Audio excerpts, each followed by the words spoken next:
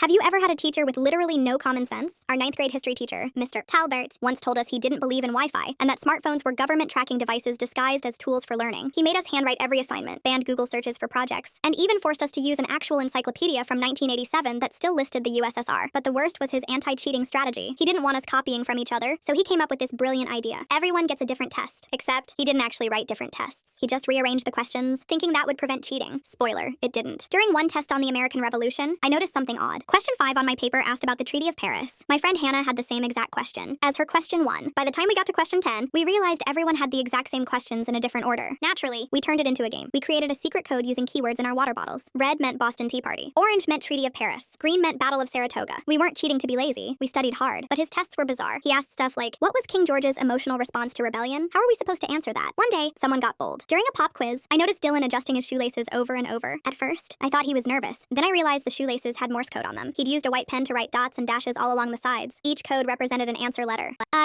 B, etc. Genius. Mr. Talbert never caught it because he thought Morse code was a lost art of the Navy and refused to believe any teenager could understand it. But everything exploded during our midterm. He gave out versioned tests again, same questions, different order. What he didn't realize was that he accidentally printed his own answer key on the back of every third copy. Full answers, bold font, labeled, like 3B Saratoga, 4C Yorktown. Everyone who noticed passed the test around quietly, treating it like a sacred scroll. No one told. We all got A's until the next week when Mr. Talbert burst into class red-faced, slamming a stack of tests onto his desk. You think I'm stupid? He yelled. Every single one of you got question 7 correct. No one gets question 7 correct. He had no actual proof, just a hunch. So, in his infinite wisdom, he punished us all. No more take-home projects. No open note quizzes. He made every assignment in class and strictly timed. What he didn't realize was that we adapted faster than he could restrict. Emily started using invisible ink pens. I memorized historical mnemonics using songs. Dylan got Bluetooth earbuds so small you couldn't see them unless you were 2 inches away. We didn't cheat because we were lazy. We cheated because his teaching made it impossible to learn. He read from the textbook every day in monotone. No questions, no discussions. Just copy and memorize. The final straw came when Mr. Talbert gave us an assignment worth 50% of our grade. Interview a W2 veteran in person and write a report. The due date, 2 days. He didn't care that none of us had access to veterans. He just wanted to see us fail. So we did the unthinkable. One kid used AI to create a fake interview transcript with a made-up veteran named Paul Winters. Another forged a handwritten letter with coffee stains and shaky script to look authentic. I used voice-changing software to record myself answering the questions in a gravelly old man voice, then burned it onto a CD and handed it in. Mr. Talbert gave me a B+,